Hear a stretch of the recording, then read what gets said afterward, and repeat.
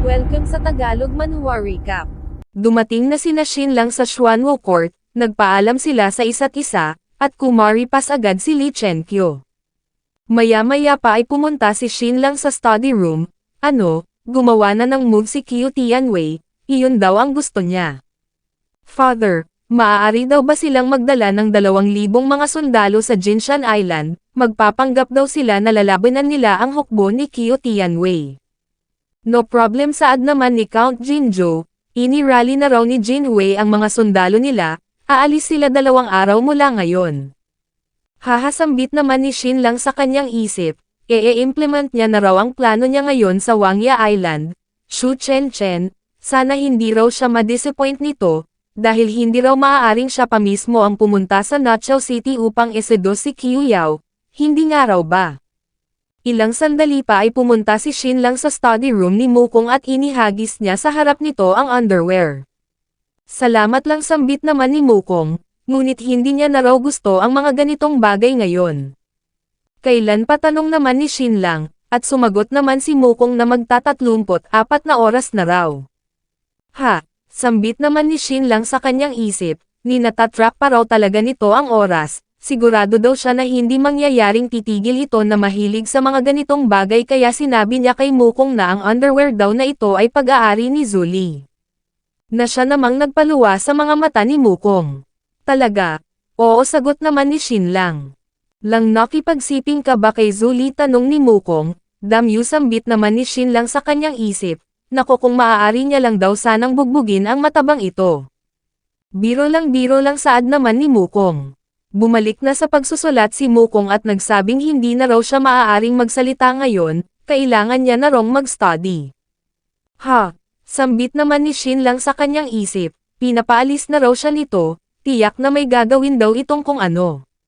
Lumapit siya at nagtanong kung ano raw ba ang ginagawa nito, at sumagot naman si Mukong na kopya daw siya ng mga libro. Tiningnan naman ito ni Shinlang at napasabi sa kanyang isip na ang mga ito raw ay ang mga strategic articles at mga tula na itinuro niya. Tinatawag mo itong study, sambit niya at nagsabing tapos na raw ang Jinshan Island battle, wala na raw itong silbi sa kanya ngayon. Ngunit sumagot si Mukong na kailangan niya raw mag-aral ng husto, dahil kung hindi hindi raw siya magkakaroon ng asawa. Kaya, binabalak niya raw na maging scholar gaya ni Tang Yon. Inihampas naman ni Shinlang ang kanyang mga kamay sa mga balikat ni Mukong at nagsabing ito raw ay ang future master ng Jin family, na nangangahulugang magkakaroon ito ng masaganang buhay man ang mangyari, hindi na raw nito kailangang maging scholar pa. Sumagot naman si Mukong na ngunit kung makakapasa daw siya sa exam at maging isang scholar, marami daw mga babaeng mahuhulog sa kanya dahil sa kanyang talent. Ha, sambit naman ni Shinlang sa kanyang isip. Yung iba raw ay gustong makapasa sa Imperial Examination upang maging official, ngunit ang isang ito, babae lang daw ang habol nito. Lang bigyan mo pa ako ng maraming article, saad naman ni Mukong. Mas maigi raw kung mabibigyan siya nito ng daan-daang mga strategic articles at libo-libong mga tula. Kung babagsak daw siya sa exam, uulit lang daw siya. Natitiyak niya raw na magtatagumpay din siya sa bandang huli. Sinabi naman ni Shinlang na mukhang napaka-determined daw nito na gawin ito. Kaya bakit hindi na lang daw ito magsulat ng sarili niyang mga articles?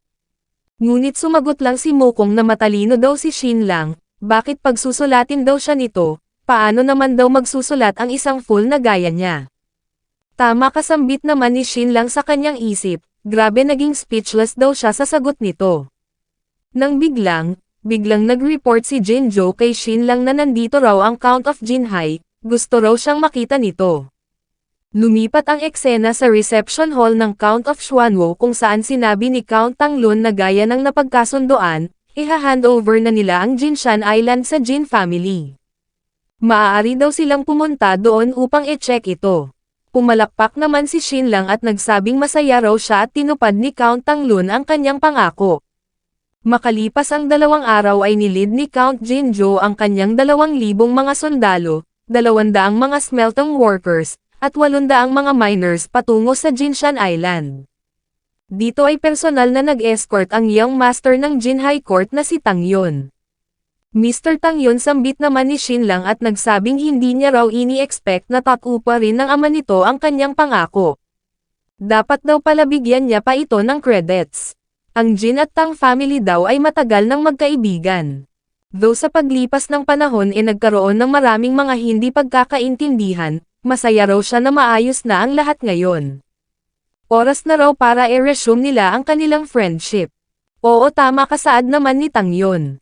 Idinagdag pa ni Shin Lang na ngayong tuluyan nang na-implement ang mga new policies, ang mga aristocrat na tulad nila ay kailangang magtulungan. Narinig niya raw na mayroon itong maganda at educated na 16 na taong gulang na kapatid na babae. Ang brother-in-law niya raw na si Jin Mukong ay single. Kung ang mga ito raw ay magiging mag-asawa, ang dalawang families daw nila ay magpapatuloy sa pag-usbong sa susunod na daan-daang taon. Ano, sambit naman ni Tang Yun sa kanyang isip, so totoo raw pala na binroke off ng Count of Wuan ang engagement. Mukhang sinisipa na raw ng lahat ang Jin family since papalubog na ito ngayon. Sinabi niya kay Shin Lang na sasabihan niya ang kanyang ama patungkol dito, naniniwala daw siya na i-consider ito ng kanyang ama. Mr. Shin saad naman ni Jin Hui at nagsabing dumating na raw sila sa Jinshan Island. Tumingin si Shin Lang sa unahan, at bumungad ang Jinshan Island. Sumigaw naman si Count Jinzhou na maghanda na raw silang dumaong at i-take over ang mga minahan at mga smelting workshops ng Jinshan Island. Inilatag ang mga hagdan, at nagsimula ng bumaba ang mga workers sa pangunguna ng mga Tang soldiers. Ha, sambit naman ni Tang Yun sa kanyang isip, ito raw ay mangyayari na. Napatingin si Shin Lang at Count Jinzhou sa unahan nang marinig nila ang mga malalakas na tawa, "Let's go," sigaw ng mga ito, makikitang napakaraming mga piratang pasugod. Ang taong ito ay si Qiu Hao, foster son ni Qiu Tianwei, at ang fourth in command ng Nachao City. Sumigaw siya na ang sino mandong mga ngahas na pumigil sa kanya ay mamamatay, dinidemand niya raw na mag-surrender na sila. Mga pirates maghanda, sigaw naman ng mga Tang soldiers, ngunit tumawa lang si Qiu Hao sabay slash sa isang sundalo. Makikita naman ang reaksyon ni Tang Yun dito, napaka-barbaric daw ng mga pirates na ito, ang akala niya raw ba mga Jin soldiers lang ang papatayin ng mga ito. Mr. Tang, sigaw naman ni Shin Lang, ano raw ba ang ibig sabihin nito, bakit may mga Nachao City pirates daw dito? Sumagot naman si Tang Yun na wala raw siyang idea, ang kanilang mga sundalo raw ay nag-withdraw na sa island 3 days ago pa. Maging siya ay nagulat din daw dito, hindi niya raw ini-expect na napaka-vile ni Qiu Tianwei at isisiz nito ang Jinshan Island ngayon. Makinig kayo mga pirates ng Nachao City, sigaw ni Tang Yun. Ang kanilang Tang family daw ay ini-handover na ang island na ito sa Jin family, kaya umalis na raw sila dito. Ngunit tumawa lang si Qiu Hao, ito raw ay nakakatawa. Ang island na ito ay pag-aari na nila ngayon, kaya bakit naman daw nila ito ibibigay sa iba? Papuntahin niyo sa akin si Qiu Tianwei, sigaw ni Count Jinzhou, ngunit sumagot lang si Qiu Hao na Count of Xuanwo, ito raw ay isa lamang tinalong kalaban ng kanyang foster father. Wala itong karapatan na makipag-usap sa kanyang ama, dapat nga ay magalak pa raw ito dahil kinakausap niya ito ngayon.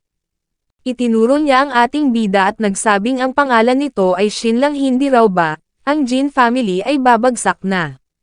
Shin Lang, ito raw ay cute, kaya ano raw ba kaya kung mag-switch na lang ito ng side at sumama sa kanya, bibigyan niya raw ito ng great time. Fuck you, sigaw naman ni Shin Lang, sila raw ay kumpol lang na mga bandido.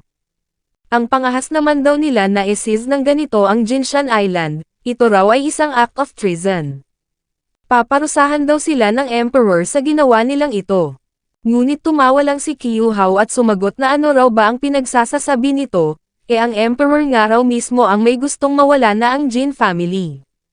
Come on Count of Xuanwo, labanan daw sila nito, mapapasa kanila na raw ang Jinshan Island kapag ka natalo sila nito. How shameful, na iinis na sambit naman ni Count Jinzhou. Binuhat ni Qiu Hao ang isang worker, nagsabing Count of Xuanwo salamat daw sa pagdala nito rito ng mga workers at mga sundalo para sa kanila sabay tawa ng malakas. Jin Hui, tawag naman ni Count Jinzhou. Nang biglang dumating ang mga barko ng Nachao City, father-in-law ito ay mga pirate ship sambit naman ni Shin lang, ito ay isang trap, umalis na raw sila rito ngayon din. Napag-grind naman ng ngipin si Count Jinjo, at sumigaw na maghandang umalis. Sinabi naman ni Shin lang na ang kanilang barko raw ay overloaded, mahuhuli sila, itapon daw nila ang mga useless na bagay sa dagat, at iyon na nga ang ginawa ng mga sundalo. Hahahatawa naman ni Qiu Hao at nagsabing itinapon daw ng Count of Xuanwo ang kanilang mga food supplies, mga iron tools at nag-iwan pa ito rito ng mga tao. Hahamukhang napakabait naman daw pala ng Count of Xuanwo, salamat daw dito. Qiu Tianwei, hindi pa tayo tapos nangungugat na sambit naman ni Count Jinjo, magre-report daw siya sa Emperor upang magpadala ito ng army, napabulwak ng dugo, at tuluyang bumagsak. Inutusan ni Shin lang ang mga sundalo na ipasok sa loob si Count Jinjo, at umalangaw-ngaw ang tawa ni Qiu Hao. Kailangan niya rong maupo upang tingnan kung papaano nagpapanik habang tumatakas ang Count of Xuanwo. Ginawa niyang upuan ang isang worker, pinahawakan sa isa ang kanyang blade, at mapapansin na nasa gilid niya si Chunhua. Lumingon si Qiu Hao at tinanong si Chunhua kung nagustuhan niya raw ba ito, napakahina raw ng Count of Xuanwo. Ngunit, hindi umimik si Chunhua. Sa loob naman ng cabin ay makikitang iniluluwanan ng Count of Xuanwo ang lahat ng pulang likido na nasa kanyang bibig. Napakahusay ng pag-arte mo, father-in-law, saad ni Shin lang, at sinabi naman ni Count Jinjo na ngunit malaki raw ang nawala sa kanila sa palabas na yon. Alam niya raw na ang mga taong iyon ay mga temporary recruit lang ngunit biglang sumabat si Shin lang na kailangan daw nilang gawin yon dahil kung hindi, hindi raw mahuhulog ang kalaban doon. Besides, magiging slaves lang daw ang mga taong yun doon sa loob ng isang buwan dahil ire-rescue din nila ang mga yon. Idinagdag pa ni Shin lang na father-in-law, kailangan daw nitong magpanggap na mayroong sakit for a while at hindi raw nila ito maaaring ipaalam sa iba kahit pa sa mga mga loyal na mga generals ng Jin family. Next, magre-request daw sila sa Emperor na magpadala ng army upang i-eradicate ang mga Notchao City pirates. Sa ganoong paraan, makukumpleto na ang kanilang pangalawang hakbang, which is ang mapuwersa ang quarter ng mga tao ni Qiu Tianwei na magstay doon sa Jinshan Island. Samantala, sa isang tea house sa Xuanwo City, ay makikitang kumalat na ang balita patungkol sa pagkatalo ng Count of Xuanwo sa Pirate King, ang pagtakbo ng Count of Xuanwo, at ang pagsuka nito ng dugo. Sinabi ng isa na napakabuti raw ng Count of Xuanwo, kaya bakit daw ba nangyayari ang ganitong shitty na mga bagay sa kanya? Naawa ang ibang mga tao sa Count of Xuanwo, ang iba ay nagbigay ng simpatya, habang ang iba naman ay tuwang-tuwa pa. Siyempre, ang bagay na ito ay musika sa tenga ni Zhang Jin. Ang Jin family ay nanalo sa Jinshan Island Battle ngunit ang fact na si Count Jinjo ay puwersahang napalayas sa Jinshan Island, ay siyang nag-udyok sa mga tao upang maniwala na haharapin na ng Jin family ang kanilang katapusan. Si Count Jinjo ay nagkasakit din pag-uwi nito, nagpadala ng ilang report patungkol sa kanyang iniindang karamdaman at sa mga nangyari, at bawat sulat na ipinapadala niya ay mas nagtutunog pathetic pa kumpara sa mga nauna. Ang Emperor ay naging furious, gumawa siya ng decree na nagdedemand sa agarang pag-withdraw ni Qiu Tianwei sa Jinshan Island. Ngunit, wala namang nangyari dahil bukod doon, wala nang ibang ginawa ang Emperor kundi ang magpadala ng mga regalo. Iyon ay isang brilliant move, Prefect Zhang, saad ni Tang Yun, at nagsabing natitiyak niya raw na mag-pay perish na ang Jin family sa lalong madaling panahon. Ganun pa man, walang mga katagang lumabas mula sa bibig ni Prefect Zhang. Suddenly, si Xu Tinggayo, ang envoy ng Yinyuan Bank, ay pumunta sa Xuanwo Court upang singilin ang napakalaking utang ng Jin family. Mr. Jin, saad nito, at nagsabing ang utang ng Jin family ay 1,000,000 gold coins. Kung idadagdag nila ang 20 taong interest, ito raw ay umabot na ng 1.7 million gold coins sa ngayon. Nabayaran na raw nila ang 1,000,000 sa loob ng 20 taon, kaya ang babayaran nila ay 700,000 gold coins na lang. Umaasa daw siya na babayaran nila ito sa isang bigayan lang. Mr. Xu, sambit naman ni Mulan, ninahirapan nga raw sila na mabayaran ang 1,000,000 sa loob ng 20 taon, ni hindi nga raw nila kayang magbayad ng at least 20,000 lang sa ngayon, kaya paano naman daw nila mababayaran ang 700,000 sa isang bigayan lang. Idinagdag naman ni Shin Lang na sila raw ay matagal nang magkaibigan, baka naman daw maaaring bigyan sila nito kahit na isang taong palugit man lang, maa-appreciate daw nila ang understanding nito. Nagbigay ng simpatsya si Shu Tinggayo sa nangyari sa Jin family, ganun pa man, hindi niya raw maaaring gawin yon. Shu Tinggayo saad naman ni Mulan, sinusubukan daw ba nitong puwersahin silang mamatay, gusto raw ba nitong makitang magbigti ang lahat ng members ng Jin family, ngunit sumagot si Shu Tinggayo na ayon sa agreement, mayroon pa naman daw silang isang buwang palugit. Kapag hindi nila nabayaran ang utang sa loob ng isang buwan, kukunin daw ng Yin Yuan Bank ang Wangya Island gaya ng napagkasunduan. Nagpakita ng pagkadismaya si Shin Lang, nagkaroon pa ng ilang palitan ang dalawa, at maya-maya pa ay sinabi ni Shu Tinggayo na si Mr. Shin daw ay isang competent man, kaya bakit hindi raw nila subukang magsimulang mag-raise ng pera. Malay nila, baka mayroon dong chance na kumita sila ng 700,000 gold coins sa loob lang ng isang buwan. Paalam sambit niya at umalis na siya. Napabuntong hininga naman dito si Mulan, sa wakas maaari na raw siyang tumigil sa pag-arte. Good job darling sambit ni Shin Lang sabay halik sa pisngi ni Mulan, ahem ubo naman ni Count Jinju. Nagtanong naman si Mulan kung sigurado daw ba talaga si Shin Lang na kaya nitong kumita ng 700,000 sa loob lang ng isang buwan, ngunit sumagot lang si Shin Lang na magkaroon daw sila ng bet. Ano ang pusta darling tanong ni Mulan at sinabi naman ni Shin Lang na kapag nagawa niya rong kumita ng 700,000 sa loob ng isang buwan, si Mulan daw ay makikipag, siguro naman alam nyo na kung ano ang ibig sabihin ni Shin Lang. Sa bahay naman ni Jin Hui ay makikitang nakikinig ang babae sa pag-uusap ng dalawang maids. Ano na raw ba ang gagawin nila ngayon? Sinasabi raw na ang Jin family ay napaka-broke na ngayon upang bigyan pa sila ng sahod. Pinatahimik naman ng matandang maid ang dalaga at nagsabing ang Count of Xuanwo ay isang mabuting tao, tiyak na hindi raw nito magagawang kahit na kautasan man lang ang kanilang sahod. Ngunit ang ina ko ay may sakit at kailangan namin ng pera saad naman ng dalaga, bakit daw ba kasi ito nangyayari, bakit daw ba pinaparusahan ng ganito ang Count of Xuanwo? Napasabi naman ang babae sa kanyang isip na nagawa rong manalo ng Jin family sa Jinshan Island Battle ngunit, sila ay inatake ng mga Nutshell City Pirates. Tapos ngayon pinipiga pa sila ng Yin Yuan Bank, kapag ito raw ay nagpatuloy tiyak na mawawasak daw ang Jin family. Ang lahat ng nandito ay mga mabubuti, what if mayroon dong masamang mangyari kay Jin Hui? Nang biglang dumating si Jin Hui at tinawag ang babae sa itong pangalan. Miss Hong Xian saad niya at nagsabing hayaan daw siya nitong ihatid ito pauwi sa kanila. Sinabi raw sa kanya ni Mr. Shin na nasa panganib ngayon ang Jin family, hindi niya raw mahahayaan na madamay ito. Kaya pakiusap sabihin nito sa kanya kung saan ito nakatira, ihahatid niya raw ito. Ito ay inosente, hindi raw nila mahahayaang mag-suffer ito kasama nila. Ngunit, nagtanong lang si Hong Xian kung may gusto ba si Jin Hui sa kanya. Napayuko naman si Jin Hui dito, na mula, lumapit si Hong Xian at nagtanong kung kinasusuklaman daw ba siya nito dahil sa na-rape siya noon.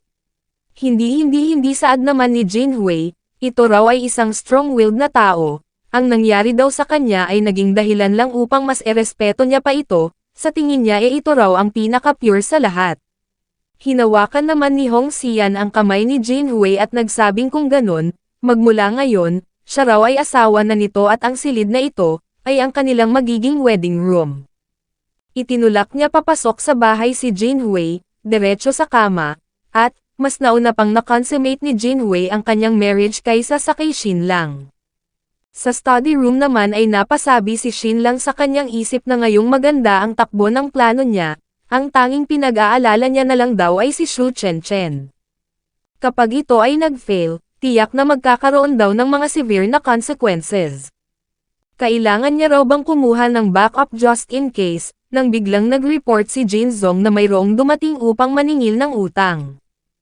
Ano, saad naman ni Shin Lang, ang akala niya raw ba umalis na si Shu Tinggayo. Sinabi naman ni Jin Zong na ito ay si Lin Mo ng Jinxio Store. Kiniklaim daw nito na mayroong utang si Mr. Shin na 1,000 gold coins sa kanya at kailangan nitong magbayad ng 1,300 gold coins kasama na ang interest sa loob ng ilang buwan at gusto na nitong kunin ang pera ngayon din. Ha! Sambit naman ni Shin lang sa kanyang isip, tumakas daw ito agad nung mamatay si Lin Jo ngunit ngayong napag-alaman nitong nasa trouble ang Jin family, pumunta raw ito rito upang manggulo. Ano raw ba ang dapat na itawag niya sa taong ito? Bold daw ba o stupid? Also, kailan daw ba siya nang hiram ng 1,000 gold coins? Napaka-ridiculous daw ng Lin Mo na ito. Ilang sandali pa ay lumipat ang eksena sa reception room kung saan isinigaw ni Mr. Lin Mo na nagbenta raw si Shin lang sa kanya ng dye sa halagang 1,000 gold coins ngunit lumalabas na ninakaw lang nito ang formula, kaya dapat lang daw na ibalik ni Shin lang sa kanya ang pera. Bigla ring dumating si Zhou Wenhua kasama ang ilang mga members ng Darkwater Organization, at 2 individual. Isinigaw ni Zhou Wenhua na si Shin lang ay suspect sa pagpatay sa kanyang ama na si Zhou Lanteng, kailangan daw nitong pumunta sa Prefect's Mansion. Ha! Sambit naman ni Shin lang sa kanyang isip, hindi raw siya makapaniwala na pumunta si Zhou Wenhua dito, nagdala pa raw talaga ito ng 2 functionaries. Ito raw ay mas lalong magiging intriguing, hindi niya raw ini-expect na magiging ganito ang mga bagay-bagay. Ang functionary na ito ay familiar, mukhang ito raw ay nagmula sa weaving department ng U-State. Nakikipag-collaborate si Mr. Xu Guangyun sa mga ito dati ngunit nung namatay ito, malamang si Lin Mo na raw ang pumalit. At mukhang iyon ang dahilan kung bakit nandito rin ito ngayon. Lord Lin bati naman ni Shin lang at nagtanong kung tinakover na raw ba nito ang business ni Mr. Xu Guangyun. Oo, sagot naman ni Lin Mo at nagsabing siya raw ay grateful sa tiwala na iginawad sa kanya ng weaving department at e-fill sa posisyon na naiwan ni Mr. Xu Guangyun. Congratulations Lord Lin, saad naman ni Shin lang at nagsabing ang kanilang Jin family ay isang significant player pagdating sa silkworm breeding business. Maa-appreciate niya raw kung tutulong ito sa kanila sa hinaharap. Natawa naman si Lin Mo nang marinig ito at napasabi sa kanyang isip na cute daw na iniisip ni Shin lang na may hinaharap pa ang Jin family. Shin lang, iniisip nito na mawawasak na ang Lin family nung namatay si Lin Jo, hindi raw ba? Ganun pa man, ang Count of Jingan daw ay gustong magkaroon ng partnership sa kanilang family at i-divide ang textile market na dating hawak ng Xu family. Tinulungan din daw sila ng Count of Jingan na makipag-collaborate sa weaving department kaya mula ngayon, ang Lin family na raw ang magiging pinakamalaking silk trader sa buong Tianan province. Shin lang, hindi nito inaasahan na ganito ang mangyayari, hindi raw ba? Mr. Shin sambit niya at nagsabing bakit hindi raw muna siya nito bayaran. Lumapit naman ang isa kay Shin lang at nagpakilalang siya raw ay si Wang Kaik, isang minister mula sa Imperial Court of Justice. Narinig niya raw na si Shin lang ay nag-travel sa South kailan lang. Coincidentally, si Viscount Zhou Lanteng din daw ay namatay sa panahong iyon sa parehong lugar. Kaya nandito raw siya upang tanungin ito ng kaunti. Note: ang Imperial Court of Justice ay ang pinakamataas na penal institution sa buong U-State, ang mga pinakamahalagang mga kaso lang ang kinikater ng mga ito. Napasabi si Shin lang sa kanyang isip na pumunta pa raw talaga mismo rito ang minister ng Imperial Court of Justice, ito raw ay napakalala. Sa tingin niya raw ay walang sapat na kapangyarihan si Zhou Wenhua na i-command ang mga ito na pumunta rito, malamang mayroon dong makapangyarihang tao ang nasa likod nito. Hindi raw ba kaya na ito ay ang Emperor, hindi iyon daw ay malabo. Ang kanilang Xuanwu Court ay nagpay-perish na on the surface, malamang hindi ito gagawin ng Emperor. Unnecessary na nagawin pa ito ng Emperor, tiyak na ang gagawin lang daw nito ay ang magpakita ng awa. Hindi raw ba kaya na ito ay si Governor Zurong, ngunit iyon din daw ay imposible dahil sumusunod lang ang taong yun sa Emperor kaya hindi ito magtatangkang sipain sila sa lugmok na sitwasyon. Ngunit ngayong na-rolled out niya na raw ang dalawang yun, kung sino man ang nasa likod nito ay hindi na threat para sa kanila. Kaya sinabi niya kay Lin Mo na may utang siyang 1,000 gold coins dito, hindi raw ba? Sumagot naman si Lin Mo na ito raw ay 1,300 pati na ang interest. Patawad, muntik ko nang makalimutan, saad naman ni Shin Lang at inutusan niya si Jin Zong na kumuha ng 1,300 gold coins para sa kanya.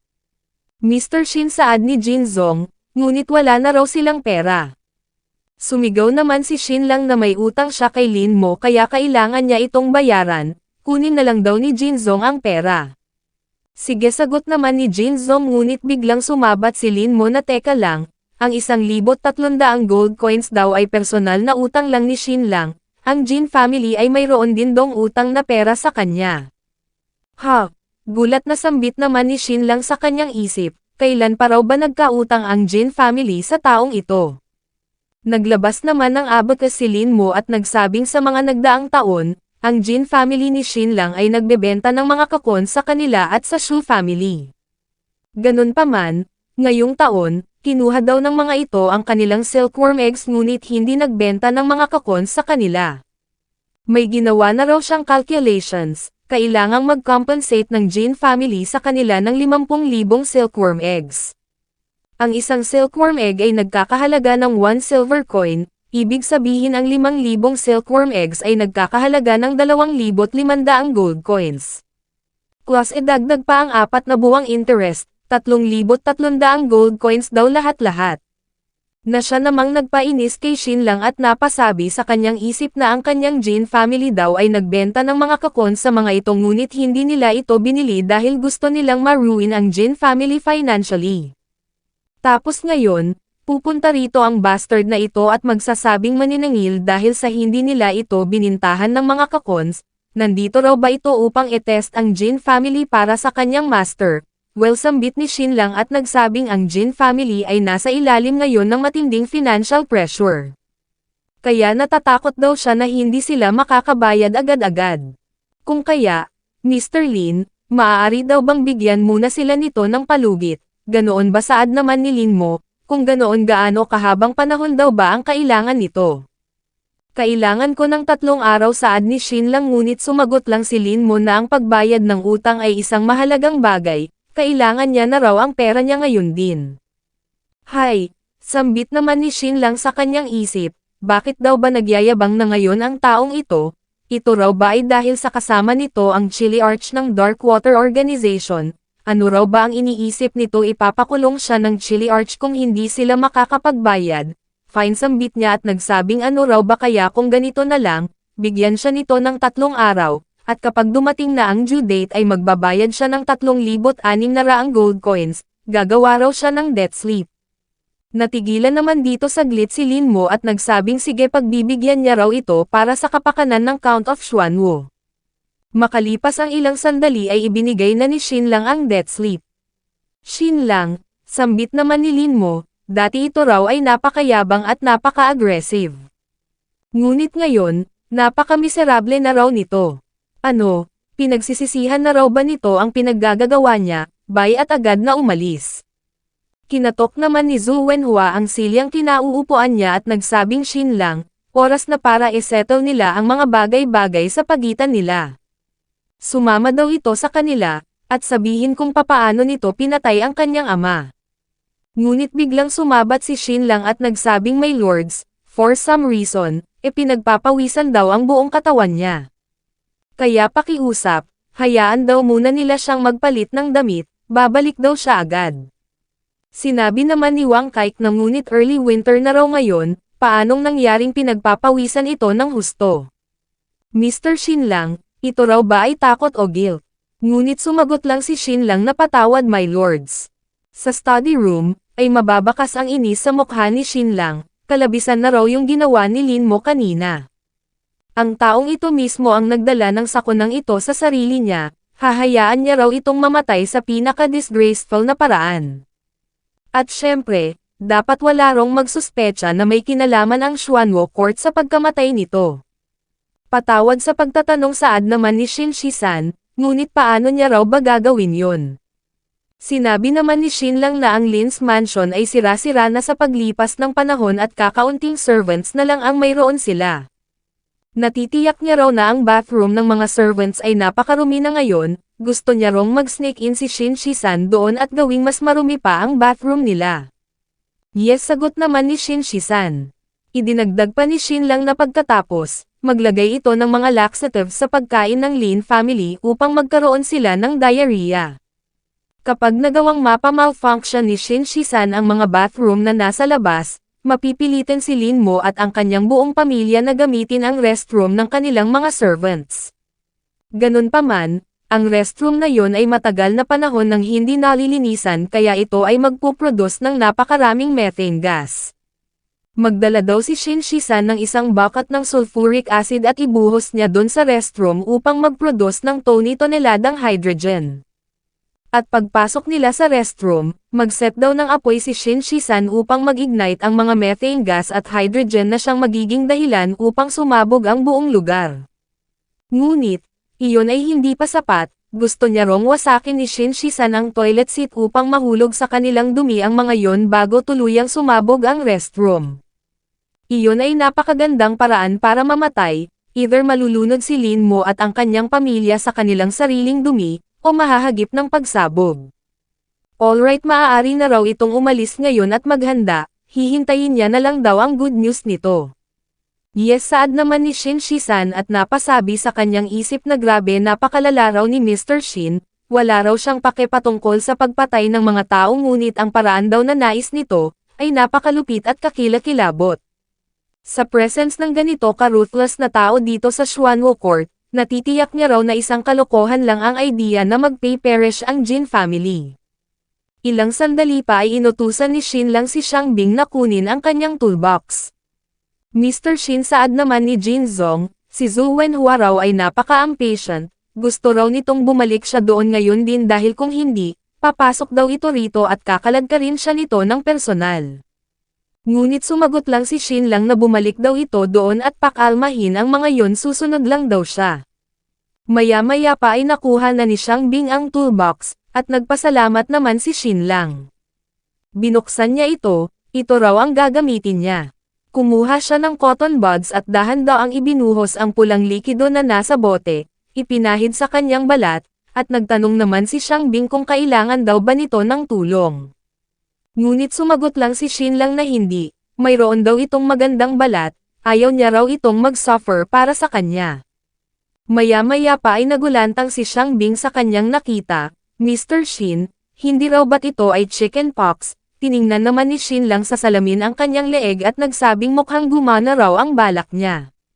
Tumayo si Shin Lang at nagsabing ito raw ay fake rashes lang na dulot ng mga caterpillar secretion, natakot daw ba ito? Bigla namang yamakap si Xiang Bing at nagsabing naaalala niya na raw ngayon, pinahiran daw ni Mr. Shin ng ganito ang kanyang puwet noon habang siya ay natutulog. Napaka-terrible daw ni Mr. Shin, ngunit ito raw ay masakit, bakit daw ba ginagawa niya ito sa kanyang sarili? Sumagot naman si Shin Lang na kailangan niya rong magpanggap na miserable sa harap ng mga yon, ito raw ay isa lamang maliit na sakripisyo dahil gaganti rin daw siya sa mga yon. I feel bad for you, saad naman ni Xiang Bing, hinalikan si Shin Lang, at nagtanong kung maganda na raw ba ang pakiramdam nito ngayon. Damn it, exclaimed naman ni Shin Lang sa kanyang isip, ang babaeng ito raw ay unti-unti nang nagiging brazen, baka hindi niya raw makontrol ang sarili niya balang araw. Makalipas ang ilang sandali ay nagbihis na si Shin Lang at bumalik sa reception room. Shin Lang, sigaw ni Zhu Wenhua at nagtanong kung nasaan daw ba ito nung mamatay ang kanyang ama na si Zhu Lanteng. Ako ay nasa Nanhua County, saad naman ni Shin Lang. That's strange, sambit naman ni Wang Kaik, dahil si Zhu Lanteng din daw ay namatay sa Nanhua County. Shin Lang, sambit naman ni Zhu Wenhua, ano raw ba ang irarason nito? Sabihin daw nito sa kanila, ano raw ba ang ginawa nito doon sa Nanhua County? Sinabi naman ni Shin Lang na siya raw ay isa lamang sa mga taong nandoon sa Nanhua County nung araw na yon, bakit naman daw siya magiging suspect? Mr. Wang, saad naman ni Zhu Wenhua at nagsabing na kay Shin Lang daw ang lahat ng rason upang gawin ang krimen na yon, mas maigi raw na dalhin nila ito sa capital, itapon sa prison ng Imperial Court of Justice, at bigyan ng magandang bagbog. Maaari daw itong manatili sa prison ng Xuanwo City overnight at ilipat na lang sa capital bukas. How dare you, sigaw naman ni Mulan bitbit ang kanyang espada, ang lakas naman daw ng loob nilang bulihin ang Jin family ng ganito. Sige, hinahamon niya raw sila na maglapat ng kamay sa kanyang asawa, puputulan niya raw ang mga kamay nila. Miss Jin saad naman ni Wang Kaik at nagsabing on behalf sa Imperial Court of Justice, sa tingin daw ba talaga nito mapipigilan niya sila.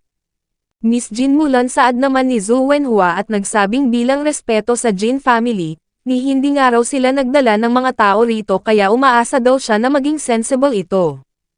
Ayos lang darling, sasama ako sa kanila saad naman ni Shin Lang at nagsabing alam daw ng lahat na siya ay isang powerless man. Paano niya naman daw mapapatay si Zhu Lanteng, natitiyak niya raw na i-clear ng Imperial Court of Justice ang kanyang pangalan. Okay, sambit niya sabay taas ng dalawang kamay, dalhin nila siya kung saan nila gusto. Maging ito man ay sa prison ng Xuanwu City o sa Imperial Court of Justice, sasama siya sa kanila, maaari na raw nila siyang posasan ngayon. Nagulat naman dito si Zhou Wenhua, bakit daw ba tila napaka-cooperative ni Shin Lang, hindi raw ba kaya na may binabalak ito? Teka lang, ano raw ba itong mga nasa braso nito? At sumigaw na teka lang, ito raw ay chickenpox at makikitang napa-flinch ang isang member ng Dark Water Organization na mayroong dalang pusas. Sinabi naman ni Shin Lang na gusto nilang malaman kung bakit siya pumunta ng Nanhua County, hindi raw ba, pues pumunta raw siya doon upang magpatingin sa isang doktor. Narinig niya raw na si Dr. Zhang ng Fenghua Valley ay kayang gamutin ang chickenpox. Ngunit hindi pa man natatapos bigkasan ni Shin Lang ang mga sunod na kataga ay agad nang kumarepas ng takbo ang apat patungo sa likod ng malaking poste. Lumayo ka sa amin, sigaw ni Zhou Wenhua, come on, sambit naman ni Wang Kaik at nagsabing umalis na raw sila rito, baka mahawa pa sila. Hey, teka lang, isama niyo ako, sambit naman ni Shin Lang sabay takbo palapit, kailangan niya rong maklear ang pangalan niya. Hindi raw maaaring iwanan lang nila siya ng ganito na siya namang nagpaluwas sa mata ni Zhou Wenhua, huwag kang lumapit, takot na sigaw naman ni Wang Kaik. Hey, teka lang, hintay, sigaw naman ni Shin Lang, ngunit kasing bilis ng kidlat ang paglisan ng apat. Sa labas ng gate ay napasabi si Zhou Wenhua sa kanyang isip na iyon daw ay napaka-coincidental, hindi naman daw siguro ito pinipeke ni Shin Lang, hindi raw ba, ngunit ito raw talaga ay mukhang mayroong sakit. Gusto raw ba nitong i-infect sila? Hay, sambit niya at lumipat ang eksena sa loob kung saan makikitang niyakap ni Mulan si Shin Lang. Naiyak siya at nagsabing hate ni Shin Lang ang sakit, ngunit ngayon ginawa niya ito upang magpanggap na mayroon siyang chickenpox, malamang napakasakit daw ng nararamdaman nito ngayon. Darling, sambit naman ni Shin Lang sa kanyang isip sabay hawak sa mga balikat ni Mulan at nagsabing ang ama nito ay nakaratay ngayon sa kama araw-araw. Tinitake ang gamot na ibinibigay niya at bilang resulta, ito ay nabawasan na ng 100 pounds ng timbang. Kaya kumpara sa tinitiis ni Count Jinzhou, ang bagay na ito na nararamdaman niya ay baliwala. Kailangang i-endure daw nila ang mga hardships na ito upang masiz ng banayad ang Nuzhou City at makalatag ng solid na foundation para sa kanilang family. Ito raw ay magiging worth it. Besides, alam daw ng mga tao na nakipag-meet si Wang Kaik ng Imperial Court of Justice sa kanya ngayon, hindi na raw sila magugulat kung mamamatay ito dahil sa chickenpox balang araw. Sa residence naman ng Lin family ay maririnig ang malakas na tawa ni Lin Mo, iyon daw ay napakasarap sa pakiramdam. Si Shin Lang ay napaka-well-behaved na ngayon, ni hindi nga raw ito gumaganti kahit na iniinsulto niya ito. Ngayong araw ay nagbayad ito ng 1,300 gold coins at inamin ang utang na gawa-gawa niya lang. Ito raw ay salamat sa tulong ni Lord Lin, hayaan daw siya nitong makipag-toast on behalf sa kanilang mga family. Ang taong kausap ngayon ni Lin Mo ay si Lord Lin, mula sa Weaving Department. Itinaas niya ang kanyang baso at nagsabing si Shin Lang ay nagmula lang sa mababang background. At kahit na ito pa ay ang son-in-law ng Count of Xuanwu, ito pa rin daw ay Nidring. Sinabi naman ng asawa ni Lin Mo na si Shin Lang ay isang jinx. Dahil sa taong ito, ang Count of Xuanwu ngayon ay nakaratay sa sickbed habang ang Jin family ay dying na. Natitiyak niya raw na ito na ang katapusan ng Jin family. Sinabi naman ni Lord Lin na maging ang Yin Yuan Bank ay nag-urge na rin na pagbayarin ng utang ang Jin family, ganun pa man, ang mga ito ay walang pera. Kapag dumating na ang due date, makikialam na raw ang Emperor at magbibigay ng decree na ibigay ng Jin family sa Yin Yuan Bank ang Wangya Island. Kapag iyon ay nangyari na, tiyak na ang Xuanwo Court daw ay tuluyan ng mawawasak. Tumawa naman dito si Lin Mo at nagsabing nakita raw nila kung papaano naging powerful ang Jin family ngunit ngayon, napakaswerte raw nila na makita rin maging ang pag-perish ng mga ito. Lord Lin Saad naman ng pangalawang anak ni Lin Mo at nagtanong kung ano na raw ba ang mangyayari kay Jin Mulan. Ito raw ba ay dadalhin sa Imperial Music Department, kung ganun pupunta raw siya doon upang makipagtalik sa babaeng yun kahit na gaano pa man kalaking pera ang magastos niya. Hahasambit naman ni Lord Lin at nagsabing hanggang pangarap na lang daw ang nais nito dahil mayroon ng isang big shot na naka-reserve para kay Jin Mulan. Wala na raw itong ibang choice kundi ang i-sacrifice ang kanyang katawan kung gusto nitong mailigtas ang kanyang ina at kapatid. Si Shin lang naman, ito raw ay mamamatay sa pinakamiserableng paraan. Great Saad naman ni Lin Mo. Maghihintay na lang daw sila at panunuurin kung papaano maging alikabok ang Jin family sabay cheers. Ngunit, biglang may kakaiba siyang naramdaman, ang aking tiyan, masakit din ang tiyan ko sigaw naman ni Lord Lin. Tinanong naman ni Lin Mo ang kanyang asawa kung sigurado daw ba ito na nilinisan nito ng maayos ang intestine na niluto nito ngayon, oo sagot naman ng kanyang asawa at nagsabing ilang beses niya raw itong hinugasan. At umepekto na nga ang laxative na inilagay ni Shin Shisan na siyang naging dahilan upang magunahang pumunta sa iisang restroom si Lin Mo, si Lord Lin, at ang kanyang buong pamilya. Ngunit pagpasok nila sa loob ay biglang bumigay ang sahig na siyang naging dahilan upang sila ay mag-swimming sa ate. Honey tulong nahulog ako sa toilet sigaw naman ni Lin Mo, teka lang may dumadaloy daw sa bibig niya. Mother tulong sigaw naman ng anak ni Lin Mo, naghagis ng sulo si Shin Shisan, at just like that, si Lin Mo, ang kanyang asawa, dalawang anak na lalaki, at maging si Lord Lin ng weaving department, silang lahat ay namatay sa pagsabog. Sa parehong pagkakataon, sa Xuanwo Court naman ay makikitang nagbigay galang ang taong ito at tinawag na si Countess Su Peipei. Ito pala ay si Ningxing, ang anak na lalaki ni Consort Su, pamangkin ni Countess Su Peipei, ang fifth son ng Emperor. Si Ningxing ay isang prince ngunit hindi ito nag-enjoy ng favor mula sa Emperor dahil sa maitim na balat nito at birthmark na hugis bituin sa kanyang chin. Besides, tinamaan ng meteor ang capital na nagdulot ng daan-daang casualties noong ito ay ipinanganak. Therefore, ang tingin ng mga tao sa kanya ay isang jinx at muntik na itong ma-forsaken kung hindi lang dahil sa pagmamakaawa ni Countess Su Peipei sa Emperor since sa sandaling iyon ay nasa capital siya upang tingnan ang kalagayan ni Consort Su na kanyang kapatid. Dahil sa mga sinabi ni Countess Su Peipei, hindi pinatay ng Emperor si Ningxing ngunit di kalaunan ay nagsimula ng kasuklaman ng Emperor si Countess Su Peipei kaya hindi nagtagal ay umalis na rin siya sa capital. Binata na si Ningxing ngayon, ngunit nag-e-stutter pa rin ito kapag nagsasalita na siyang naging dahilan upang mas lalo pa itong kasuklaman ng Emperor at napakabihira lang nitong ipatawag sa palas. Sambit ni Ningxing at nagsabing na narinig niya na nangangailangan ng pera nga ngayon ang Xuanwo Court kaya dinala niya raw ang mga ito. Sambit naman ni Countess Su Peipei sa kanyang isip, base raw sa laki ng mga chest na dinala nito rito, sa tingin niya ito ay aabot ng 20,000 gold coins. Hindi gusto ng Emperor si Ningxing, kaya sa tingin niya raw personal na pera ni Ningxing ang lahat ng ito. Ang lahat ay gustong sipain sila habang nasa trouble ang Xuanwo Court ngunit si Ningxing, dinala raw nito ang lahat ng pera na mayroon ito upang tulungan lang sila. Bigla namang nagdash ang ating bida, nagpakilala, "Greetings Your Highness," sambit niya at ibinalik naman ni Ningxing ang pagbati. Ilang sandali pa ay naupo na sila, at mapapansing walang mga katagang kumawala mula sa bibig ng tatlo. Sambit naman ni Shin lang sa kanyang isip, si Ningxing daw ay hindi gaanong magaling pagdating sa pag-socialize, tingnan mo raw ito, napakatahimik daw nito.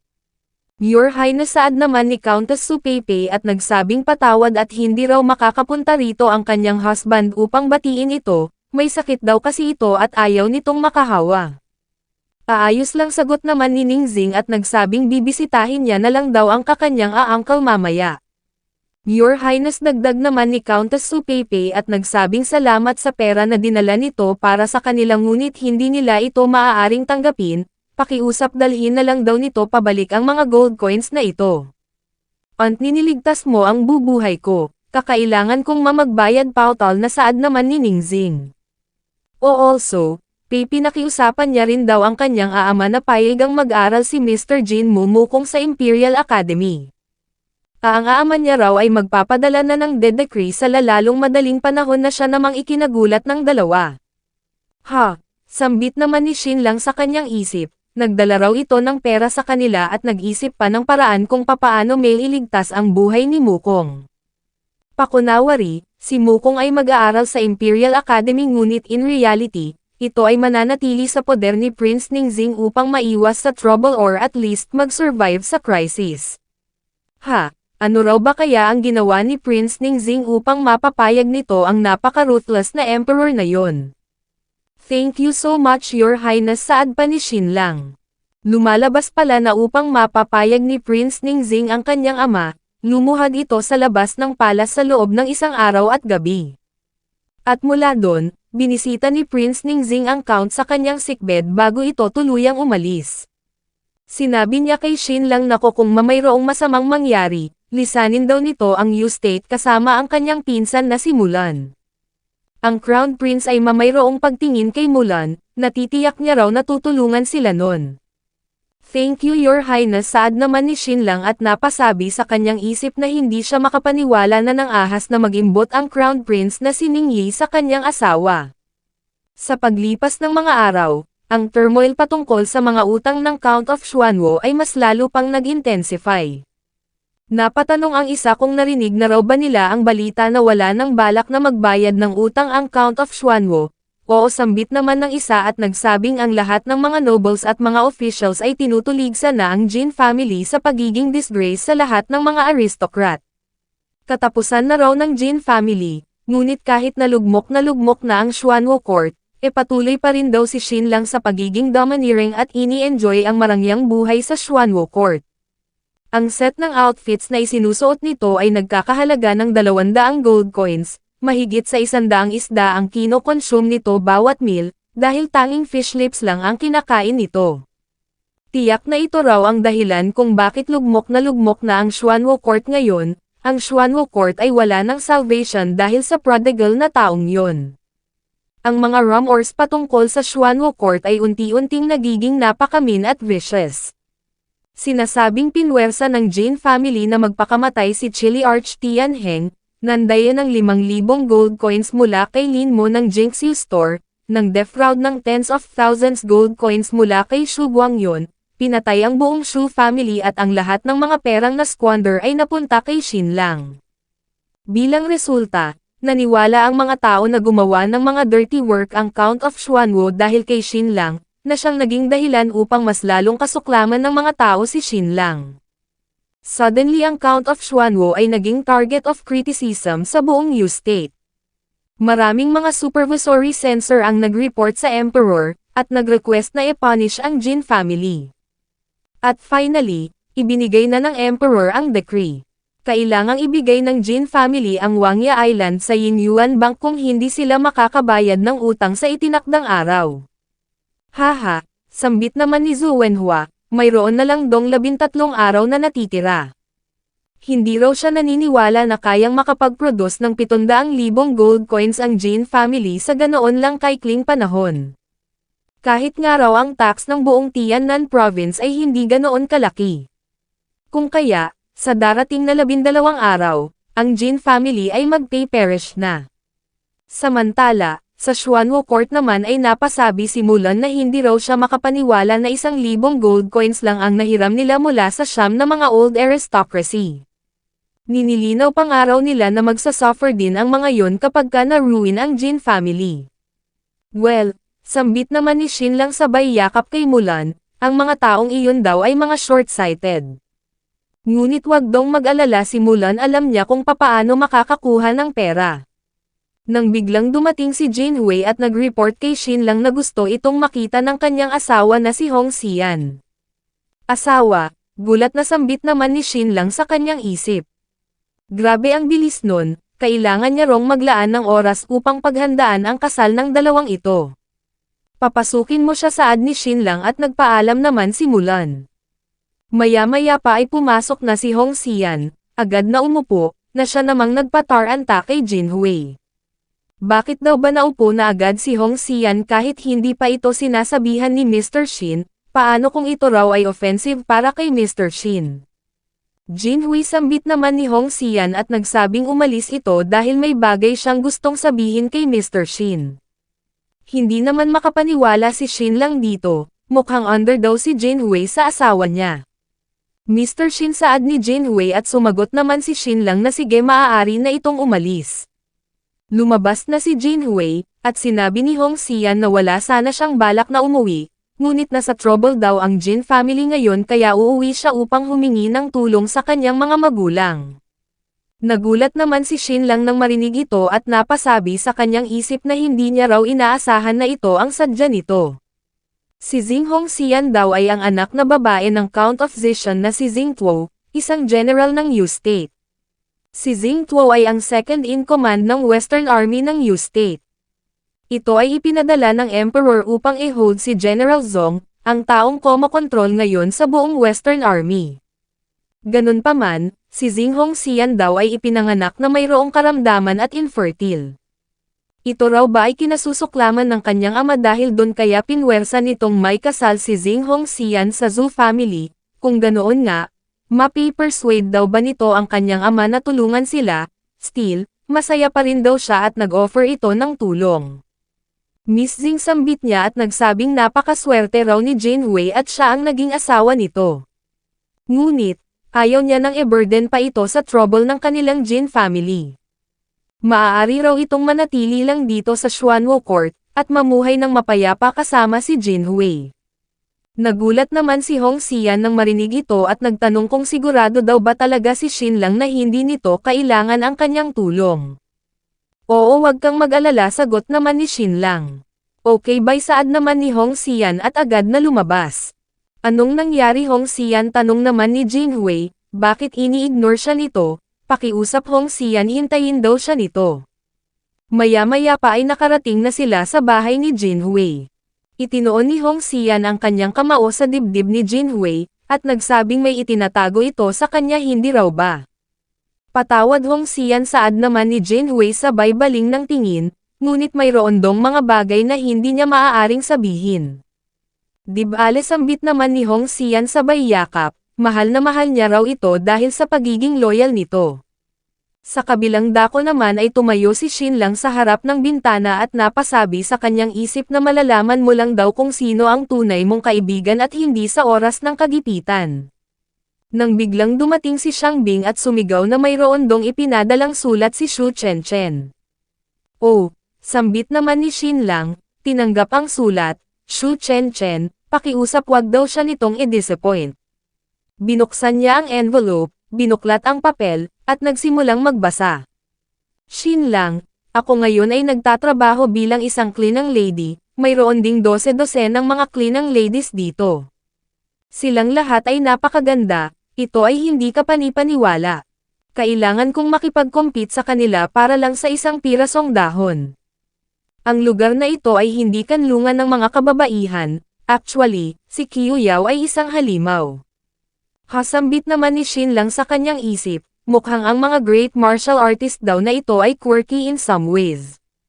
Idinagdag pa ni Xu Chenchen na sinubukan niya na itong isedos gamit ang kanyang beauty, ngunit nabigo lang. Hindi babae ang gusto nito, ngunit wag itong ikalugod ni Shin lang dahil hindi rin nito gusto ang mga lalaki.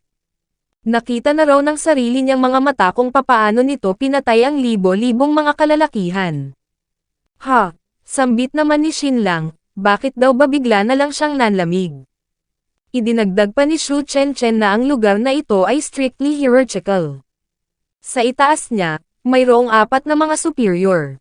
Ang isa ay isang small leader na in charge sa pagwawalis ng yard, ang isa ay supervisor na nagmamanage sa paglinis ng castle, isang chief supervisor na in charge sa pag-o-oversee sa lahat ng maids, at ang isa ay ang personal maid ni Qiu Yao. Siya ay naging maid upang mapalapit kay Qiu Yao, ngunit sa loob ng 2 buwan hindi niya pa rin nakakausap ng private si Qiu Yao. Sumubok na siya ng ilang beses, ngunit ang naidulot lang ay hostility mula sa personal maid ni Kiyuyao. Ang pangalan nito ay Levi. Ito ay napakaskimang at sa ngayon, palagi siya nitong tina-target. Kung maaari niya lang daw sana itong patayin nang siya na ang pumalit sa posisyon nito. Si Kiyuyao ay isang great martial artist, ngunit walang interest sa power at wealth. Mukhang gusto raw nitong maging hero na nagsisik ng hustisya para sa mga mahihirap at mga taong mayroong miserableng buhay. Ito ay horrible, ngunit ito rin ay innocent at cute kung minsan.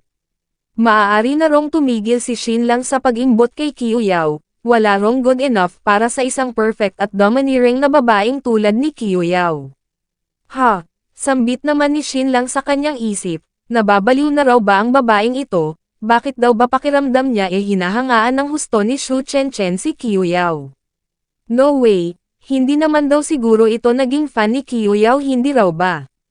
Dinagdag pa ni Shu Chen na ang journey niya ay hindi naging madali, ngunit may natuklasan daw siyang hilig ni Kiyuyao, at ito ay ang pakikinig ng mga story. Ang pagtira sa loob ng castle ay napaka-boring, at si Kiyuyao ay walang ibang hobbies. Ang tanging entertainment lang na mayroon ito ay ang pakikinig ng mga stories. Ganun pa man, halos napakinggan na ni Kiyuyao ang lahat ng mga libro na available sa castle pati na ang Lovebird's Dream at Zeman's Boudoir Secrets. At by the way, pinalinas nito ng banyo ang babaeng nagbasa ng Zeman's Boudoir Secrets para sa kanya. Shit, sambit naman ni Shin lang sa kanyang isip, ito raw ay walang taste. Idinagdag pa ni Shu Chen na si Kiyuyao ay madali lang na naiinip at nawawalan ng interest. Tanging mga mahuhusay lang na mga storytellers ang maaaring makatayo sa tabi nito. Ganun pa man, kung ang story ay nagiging tiresome, agad niya itong dinidismiss ng walang pag-aalinlangan. Ngunit sa uulitin, ito raw ay isang babaeng mayroong matinding pagmamahal. Gusto nitong iligtas ang lahat ng mga mahihirap na mga kababaihan sa buong bansa. Ito raw ay isang leader na mayroong kakayahang maka-achieve ng mga incredible na mga bagay. Shin lang, kung gusto nitong mapalapit siya kay Kiyuyao, kailangang gumawa raw ito ng story na mas intriguing pa kumpara sa mga pinipili ng mga 12-dosenang kababaihan. Kailangan nitong gumawa ng story na majestic, thrilling, at higit sa lahat, patungkol sa kalayaan. Dapat ito ay classic at mahaba, upang makastay siya sa tabi ni Kiyuyao ng at least 1 taon. Dahil sa ganoong paraan, masisecure niya na ang kanyang posisyon. Huwag na raw itong mag-abala pa na sumulat ng mga kwentong patungkol sa pag-ibig, ayaw niya rong maglinis ng banyo. Sambit naman ni Shin lang sa kanyang isip, ang dinidemand ni Shu Chen ay medyo tricky, ngunit ito raw ay parte ng kanilang plano kaya kailangan niya itong tulungan. Anong libro daw ba ang pipiliin niya? Kailangang ito raw ay violent, majestic, thrilling, ano raw ba kaya kung ang Battle Through the Heavens ang isulat niya? Kaya raw ba nitong fulfill ang heroic fantasies ni Kiyuyao? Teka lang. Oo, tama. Ano raw ba kaya kung ang Monkey King na lang? Ang story na yon ay napaka-exciting at intriguing. Ang paghingi ng story sa kanya ay hindi ang main point, ang letter na ito ay more about, itinoon ni Shin lang ang letter sa kandila at makikitang mayroong biglang lumataw na mga titik na nagsasabing si Kiyuyao ay mayroong maraming mga symptoms, gaya na lang ng biglang pagdudugo ng ilong, madalas na pagkahilo, malabong paningin, at maging minsanang pagkahimatay. Marami na rong binasang mga medical book si Shu Chen ngunit hindi niya makita kung ano ang sanhi nito. Bukod pa dun kumonsulta na rin daw si Kiyuyao sa iba't ibang mga doktor ngunit walang makatukoy sa kung ano ang dahilan ng mga symptoms na nararanasan nito. Sambit naman ni Shin lang sa kanyang isip, mukhang nalason daw si Kiyuyao. Kung magbabase siya sa mga symptoms, sa tingin niya ito ay isang chronic intoxication. Ito ay hindi lead poisoning na tulad ng sinapit ni Princess Ning Luo noon. Sino raw ba ang gumawa nito kay Kiyuyao, nang biglang sinabi ni Xiang Bing na dumating na si Jin Hui.